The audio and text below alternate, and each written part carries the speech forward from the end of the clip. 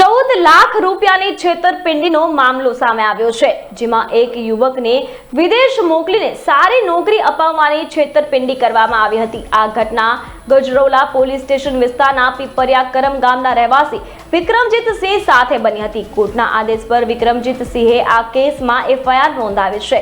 ત્યારબાદ પોલીસે તપાસ શરૂ કરી છે। વિક્રમજીતસિંહ ભારતીય સેનાના સૈનિક છે।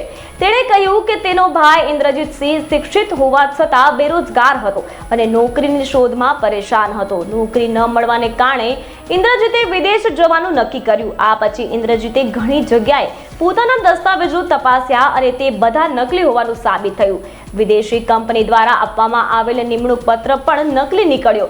જ્યારે ઇન્દ્રજીતે નંદીપસિંહને તેના પૈસા પાછા આપવા કહ્યું ત્યારે તેને ટાળવા લાગ્યો અને બાદમાં તેની સાથે દુર્વ્યવહાર કરવા લાગ્યો અને તેને ખોટા કેસમાં ફસાવવાની ધમકી આપી। આ અંગે ઇન્દ્રજીતે પોલીસ સ્ટેશનમાં ફરિયાદ નોંધાવી, પરંતુ પોલીસે પણ મામલો ટાળવાનો પ્રયાસ કર્યો। આખરે કોર્ટના આદેશ પર ગજરોલા પોલીસ સ્ટેશને આ કેસમાં એફઆઈઆર નોંધી અને આરોપી નંદીપસિંહ વિરુદ્ધ તપાસ શરૂ કરાઈ છે।